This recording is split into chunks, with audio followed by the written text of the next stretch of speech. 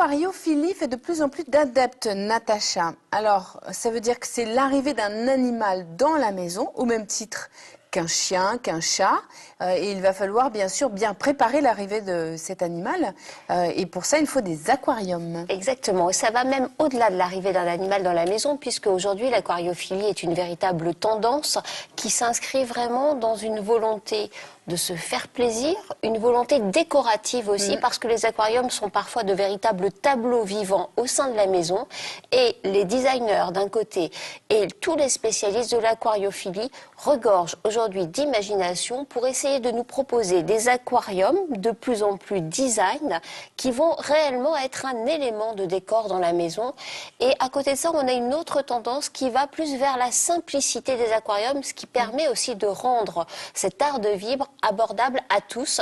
Je vous propose de rencontrer un spécialiste de l'aquariophilie. Aujourd'hui, pour tout savoir sur les poissons et les aquariums, je vous emmène à la rencontre de Francesco. C'est un spécialiste du sujet. Il va nous donner des conseils très pratiques. Allez, on y va.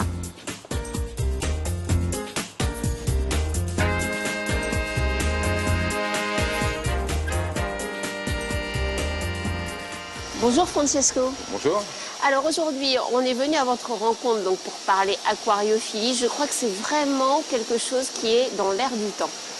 Exact, c'est vraiment un marché qui a pris son effervescence il y a 5-6 ans. Les industriels ont travaillé fort pour que les prix puissent être abordables de plus en plus.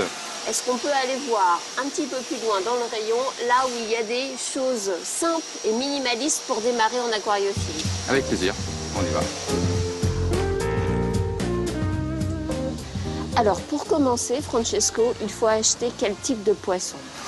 Alors, du poisson relativement facile, notamment on a le guppy qui est, lui, la star de l'aquariophilie. Ce sont ces tout petits poissons très colorés. Absolument. C'est très joli, ça. Il en existe une bonne trentaine de couleurs différentes. Alors ça, c'est la star des aquariums. Il y a d'autres poissons simples d'utilisation, d'entretien? Très très simple. Vous avez ce qu'on appelle le combattant, qui lui, depuis 4-5 ans, a fait un grand boom dans l'aquariophilie en France. Les gens collectionnent. Vraiment, maintenant, le combattant, ils en ont un au départ et ils sont piqués, en prennent 2, 3 et 4. Et pourquoi le combattant doit rester seul dans son aquarium? Simplement parce que le combattant, comme son nom l'indique, est un animal qui ne supporte pas notre mâle. Donc, en mettant 2, inévitablement, il y en a un qui mourra à court terme. Donc, quand on va en avoir plusieurs, il faut multiplier les aquariums. Exact, c'est ça. Avez-vous un miroir? Ah, écoutez, je vais vous trouver ça. Tenez. Merci. Alors, ce qui est important aussi de faire, c'est de faire ce qu'on appelle parader le combattant. Et donc on lui met le miroir pour qu'il ait l'impression qu'il a un autre poisson face à lui, c'est ça? Complètement. Il va avoir ses voiles qui vont se gonfler, comme en position de combat. Il va se muscler les voiles. C'est très important, parce que si on ne le fait pas, ah oui, là, effectivement, les muscles s'atrophient et il devient très moche en très peu de temps. C'est donc le sport quotidien du combattant. Exact. C'est vraiment un poisson qui vit dans très peu d'eau, puisque sa base en Asie, il vit dans des empreintes de sabots. Pieds, voilà. En fait. Et voilà, ça vit vraiment dans des conditions extrêmes. Alors justement, puisque nous parlons de l'eau, Francesco, est-ce que l'eau de l'aquarium doit se changer régulièrement? Ou est-ce que le système d'épuration suffit? Il est toujours préférable de faire un petit changement d'eau d'un tiers tous les 15 jours, tous les 20 jours.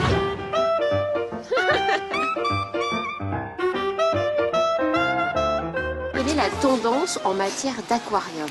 Alors, la tendance, elle s'harmonise vraiment avec l'intérieur de la maison, aussi bien moderne que rustique. Alors, j'ai entendu parler d'un type d'aquarium qui, visiblement, a la cote en ce moment, c'est le nano, mais je ne sais pas ce que c'est. Le nano, c'est tout simplement un petit aquarium où on recrée un mini-monde avec un biotope bien équilibré, à tailler des plantes, un peu dans l'art du bonsaï. On y met à l'intérieur des petits poissons avec des petits crustacés, toutes couleurs. Toujours des tout petits poissons comme ça? Toujours. Plus l'aquarium sera équilibré par le biais des plantes, moins vous aurez d'entretien.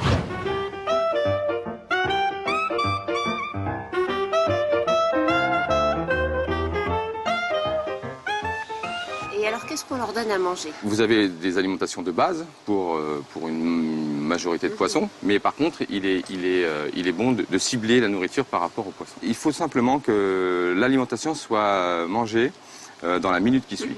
Si on en met trop, c'est grave? Ouais, c'est assez grave pour deux choses. Soit ça pollue le bac, hein, c'est inévitable. Après vient tout de suite derrière des montées de nitrates, de phosphate et déclenchement d'algues. Donc il faut vraiment éviter. Ce qui pollue le plus l'aquarium, c'est la nourriture. C'est pour ça qu'il faut en donner vraiment parcimonie. D'où l'importance d'être bien conseillé en magasin au moment de l'achat. Toujours.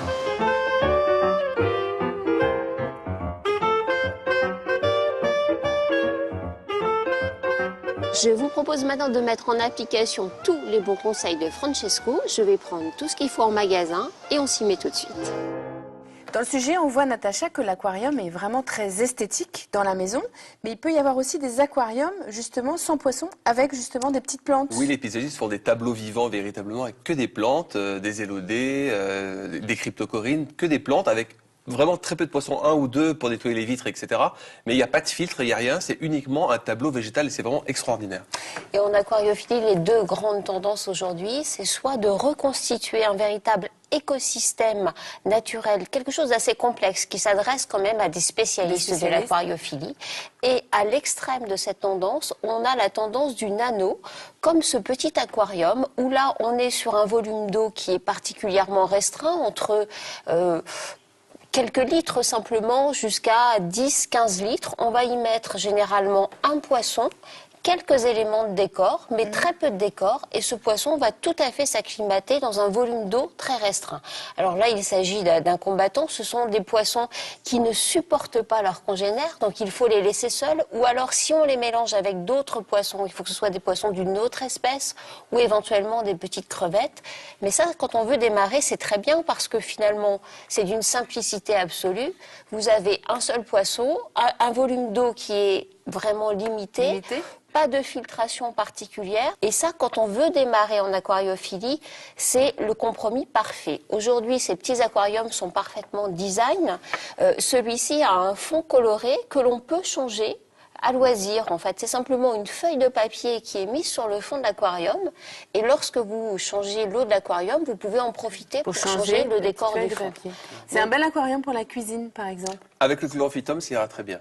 D'accord, avec le chlorophytum, je vous le rappelle, qui dépollue la maison. Voilà, on aura pour fait débuter, le tour. c'est bien. C'est vrai que le combattant, c'est vraiment le poisson par excellence. Il faut le nourrir très peu aussi. Hein, il faut le nourrir très peu, avec des aliments spécifiques, mais bien sûr, dans toute animalerie qui est digne de ce nom, on va vous conseiller les bons produits. Bien vous expliquer. Et quand on veut démarrer en aquariophilie, rien de mieux qu'un bon ouvrage, l'aquarium pour les nuls. On y trouve toutes les informations, le choix des poissons, le choix des aquariums, aquarium d'eau douce ou d'eau de mer, c'est un petit peu plus compliqué. Les aliments à donner aux poissons, voilà l'idéal pour démarrer. On ne peut plus jamais rater. J'aime beaucoup cette collection de livres. Vous aviez fait d'ailleurs un livre dans cette même collection. C'était un potager pour les nuls. Merci beaucoup, Natacha.